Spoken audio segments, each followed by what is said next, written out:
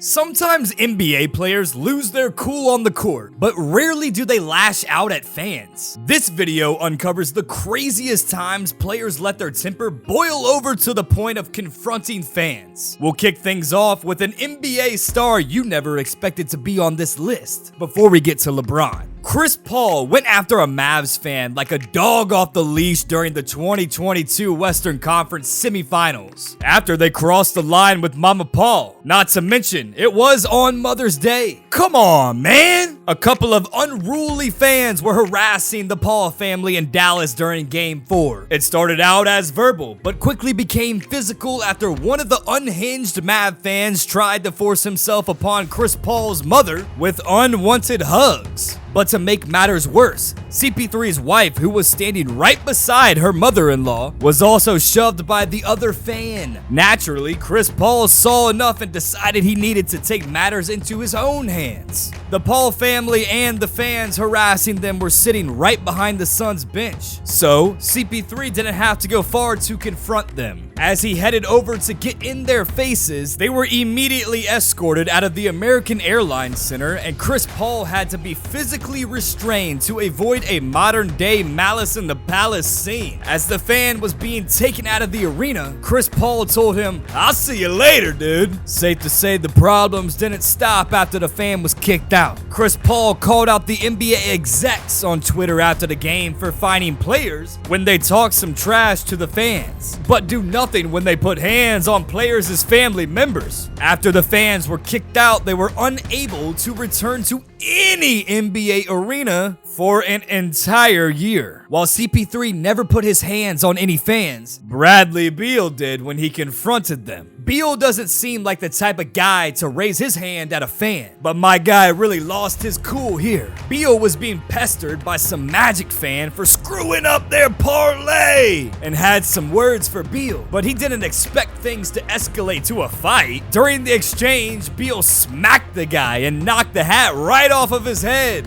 Less than 24 hours after the altercation, the fan filed a complaint against Bradley Beal, and soon after, the Orlando Police Department began to investigate whether or not Beal committed battery, dude. Fortunately, Bradley Beal and the fan were able to move past the incident and leave everything behind them. But I'm sure the next time my guy cooked up a surgical 7-leg parlay, he probably left Beal out of it, dude. But if he was smart, he bet on LeBron James on the night he went for a triple-double with tossing fans as one of the categories. Before Bron hit a clutch 3 to win thy game, he wanted to clean up the stands in Indiana after a fan told LeBron that they hoped Bronny died in a car crash. Truly disgusting behavior that needed to be dealt with. LeBron stopped the entire game during overtime with only 2.5 minutes left to kick out a young couple that was heckling him with disturbing things to say. Security didn't hesitate to follow the King's orders, and they tossed the couple without batting an eye. By the looks of them, as they were leaving the arena, they didn't seem to have any regrets or remorse after their violent message to LeBron, with the girl mocking him by pretending to cry. Get a life, lady. Now, LeBron's had his fair share of confrontations with fans during his 20-year career. And in Atlanta, he dealt with the Michael Jordan of Karens. LeBron engaged in a little trash talk with a fan sitting courtside while he was putting on a clinic against the Hawks. But after LeBron allegedly used a few curse words toward the fan, his wife snapped. Her inner Karen flared up, and there was no putting Pandora back in the box. After she was point and screaming at LeBron's face, the refs immediately swooped in and took control of the scene by kicking out the husband and wife before the lay situation escalated any further. She showed up that night with some Brody energy and wanted all the smoke. Speaking of Russell Westbrook, y'all already knew his name was going to be mentioned. Where do I start? Westbrook has been on 5 different NBA teams and has had incidents with fans during his tenure with all of the teams. But nothing compares to the Sixers fan that picked a food fight with Westbrook during the playoffs. Back when Brody was a wizard, he helped bring the team to relevance for the first time in a while, but he didn't earn every fan's respect. One in particular was a Philly fan that wasn't feeling the brotherly love when Westbrook took a seat after tweaking his ankle during Game 1 of the Wizards-Sixers series. Westbrook was then heading back to the locker room when the Philly fan showered Russ with popcorn. Possessed with rage, Russ did everything he could to go Ron Artest up in those stands and get vengeance on the fan that crossed the line. It took 6 security guards to pin Westbrook and hold him back before he was calm enough to walk off. Before he tossed the popcorn all over Russ, he told him to take his injury like a man as he was heading back to the locker room to be evaluated. Classy, huh? What about the time Westbrook got in a fan's face for calling him Westbrook? Westbrook was walking by the club level seating when a fan heckled Russ and called him Westbrook. Rather than letting the social media insult slide,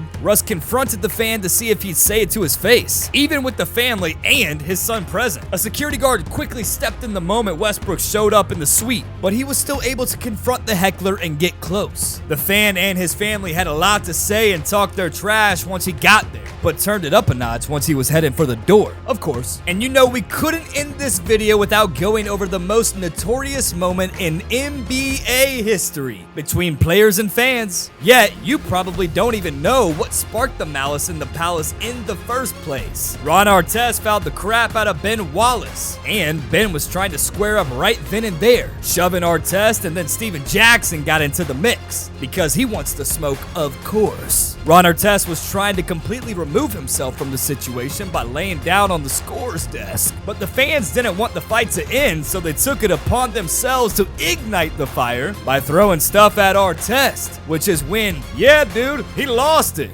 Ron went right up into those stands and was serving up haymakers when Steven Jackson joined him and knocked the guy out cold. From there, it was an ugly scene. Fans throwing food and drinks all over the players, charging down to fight them in a state of blind rage. The Pacers players could barely exit the court and had to be covered to block the beer from raining down on them. 9 players were suspended after the infamous brawl, with Ron Artest getting the worst of it with an 86-game suspension in the middle of his prime, dude. His reputation took an enormous hit, but he was able to bounce back and have a 19-year career. Stick around to watch more of the craziest stories in sports, and hit that subscribe button and like this video so I know to keep them coming. Let me know in the comments if you want to see the NFL version of this video, so I know what to give you next. Until then, good luck out there, my young little soldier-in-laws.